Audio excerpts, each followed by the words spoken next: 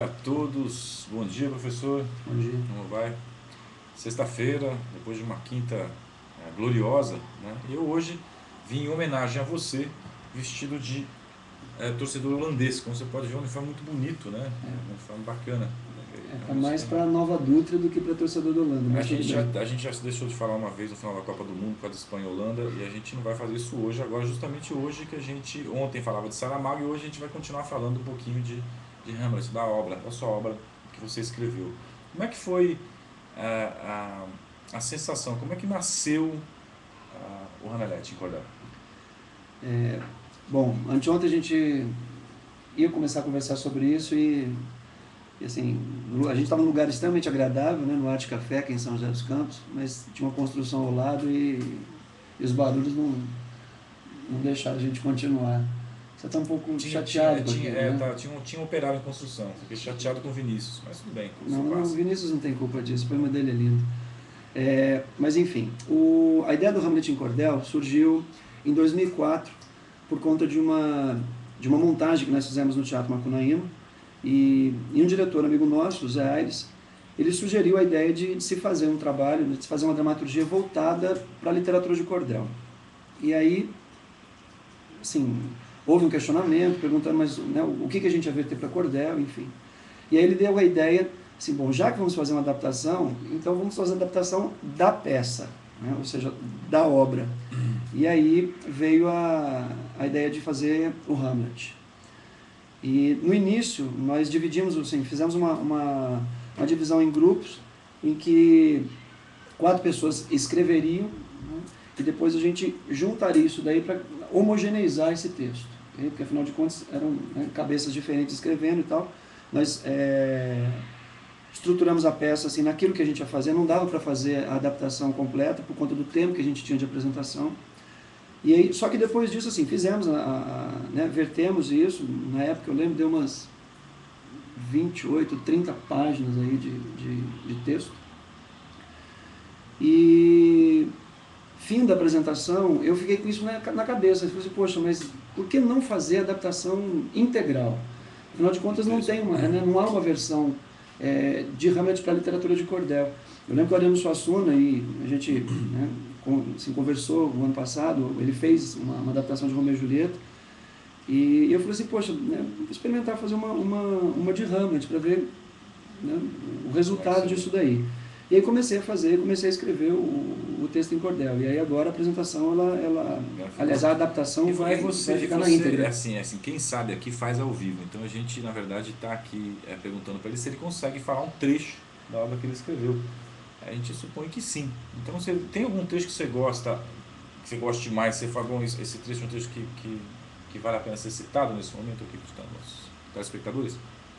Olha, tem alguns momentos bacanas, assim, tem alguns trechos que eu gosto muito. Tem um trecho do Espectro, que é logo no início da peça, que é a fala do Espectro com o Hamlet, o momento que os dois se encontram, que ele vê o espectro do pai, né, ele já está perturbado por conta da morte do pai. E aí você tem os amigos, Horácio, Marcelo, né, Bernardo, sim, que vem o Espectro e chamam o Hamlet. E o aparecimento do espectro, né, é mais ou menos assim, né? Quando o Hamlet questiona o pai, né, assim, questiona quem é, né, aquilo que ele está vendo, aquela aparição, e aí o pai vira para o Hamlet e fala assim: esta alma que está agora diante de ti evaporada, sou eu, teu finado pai, virei uma alma penada, e por um tempo estarei vagando no meio do nada. Pouco tempo me resta dessa minha aparição. Depois de ouvir o que digo, chegue à melhor conclusão. E depois ele vai conversando com o Hamlet, enfim. Né? Aí quando ele vai falar sobre o Cláudio, né? Porque afinal de contas o Cláudio foi responsável pela morte do Hamlet, do pai, e vai se casar depois com a mãe dele. E a gente sabe que foi um veneno que foi colocado no ouvido do pai, né? Sim. E ele fala assim: dizem que a cobra maldita foi quem me tirou a vida, mas uma cobra maior e ainda mais atrevida senta no trono do rei de cabeça bem erguida. Aí o Hamlet questiona, fala assim: Cláudio, meu tio assassino? E o espectro responde: o próprio, aquele suíno bestial incestuoso derramou nos meus ouvidos um líquido viscoso penetrando nas artérias com efeito poderoso. Muito legal, muito bacana isso. Essa inspiração vinha para você de forma tranquila, de forma... Que hora chegava isso, em que momento? Porque você é uma pessoa que quando começa a escrever, você não para mais, né? Houve momentos assim da escrita mesmo que eu passava o dia inteiro escrevendo, a coisa vinha, fluía, né? Em outros momentos era um pouco mais difícil, assim, tem partes do texto que são partes mais truncadas, são partes mais trabalhosas, né? O diálogo deles, e assim, para dar uma mobilidade nisso, na estrutura de cordel, então, assim, requeria um tempo mais tranquilo, uma observação. Na verdade, assim, para toda a peça, para toda adaptação, você tem que estar, né, assim, muito centrado, assim, tem que ter uma observação precisa naquilo que você vai fazer, para não perder, né, um determinado momento importante. Assim, a peça toda ela tem momentos de sutileza muito fortes, assim, ela é toda ligada. Mas foi muito gostoso, assim, foi muito bacana escrever. E a gente tem na obra, em Hamlet, agora falando um pouquinho de Shakespeare, a gente tem a impressão de ser uma tragédia com um grau de dificuldade de compreensão, porque ela me parece muitas vezes ser uma peça confusa, um pouco até maior que Shakespeare, um pouco maior que Maquiavel. Ela vem depois de Maquiavel, ela é uma peça que superou o próprio autor, Otávio. Assim, existe, o Harold Bloom fala isso, né, que o Shakespeare ele conseguiu fazer uma peça maior do que si mesmo e colocar um personagem nessa peça, que é o Hamlet, que é maior do que a própria peça.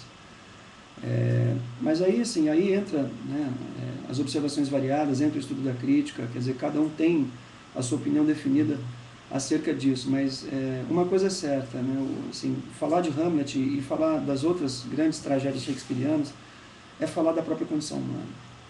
Quer dizer, assim, falar daquilo que o ser humano tem de bom e de mal também. Okay? Para você, em termos de quando você terminou de escrever, qual a sensação que ficou da obra? Qual a magnitude que a obra te impôs após o seu trabalho, após transformar isso em cordel? Você gostou mais da obra, você gostou menos da obra? Para você é de fato uma obra maior que o autor? Sim, o fato de fazer a adaptação, isso requer que a gente faça uma leitura constante, né? E acaba acontecendo um estudo mais aprofundado a respeito da obra, a respeito do próprio autor, né? Do porquê daquilo, de como aquilo chegou. Assim, tem algumas questões que realmente são, assim, elas não têm resposta, né? Mas é óbvio que, assim, ao trabalhar com isso o tempo todo, você acaba fazendo, assim, você acaba se aproximando mais, se apoderando mais daquilo, gostando mais, obviamente, fazendo, assim, observando e conseguindo enxergar coisas que uma primeira, uma segunda leitura não oferecem. Óbvio, né, que você tem uma leitura constante, múltipla disso daí, acaba oferecendo uma outra observação, um outro gancho, acaba dando um outro olhar para isso daí.